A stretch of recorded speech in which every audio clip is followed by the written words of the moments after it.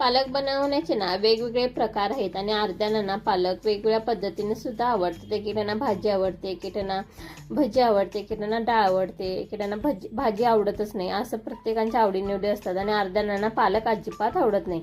पण ना पालक ना इतकी आपल्या शरीरासाठी चांगले आहे सांगू, आयर्नयुक्त सुद्धा आहे आणि त्याचबरोबर ना फायबरयुक्त सुद्धा आहे. त्याच्यामुळे आपल्या शरीराला भरपूर फायदे मिळतात आणि आपलं ना शरीराचं ना फॅट कमी होण्यासाठी सुद्धा ना या भाजीतून मदत होत असते. म्हणून ना पालक भरपूर उपयुक्त आहे. त्यासाठी ना आज मी ना पालक डाळ बनवायला घेतली होती, कारण आमच्या घरी सुद्धा ना पालक जरा खायला ना कटमटत असतात. म्हणून ना पालक भजी किंवा डाळ असं काही केलं ना ते प्रत्येकजण खातं, कारण त्यांना ना वाटून सुद्धा येत नाही पालकची डाळ आहे म्हणून. छान असं आवडीनं खाऊन सुद्धा होते आणि ते सुद्धा छान येते. डाळीला पालक डाळ बनवली सुद्धा. मग डाळ अशी छान शिजवून घेतली होती. त्याच्यामध्ये कांदा, टोमॅटो, पालकची एक जुडी, डाळ आणि थोडं तेल, हळद घालून ना शिजवून घेतली होती. नंतर शिजून झाल्यानंतर ना थोडं घोटून सुद्धा घेतली, कारण ना घोटून घेतलं ना छान असं डाळ आणि ते एकजीव होतं. नंतर ना लसूण, कढीपत्ता, जिरं, मोहरीचा तडका देऊन घेतला. छान असं फोडणी दिली.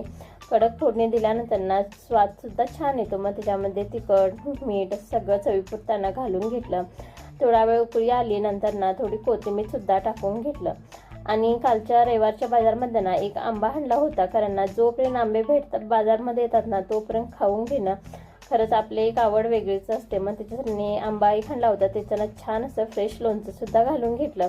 तोपर्यंत ना भात सुद्धा रेडी झाला होता. मग ना जेवण वाढायला घेतलं होतं. छान असं भात वाढून घेतला आणि डाळ सुद्धा वाढून घेतली आणि वरून तुपाची धार आणि तोंडी लावण्यासाठी लोणचं. असा होता आजचा बेत. आणि व्हिडिओ आवडला नक्की लाईक आणि सबस्क्राईब करायला विसरू नका. भेटू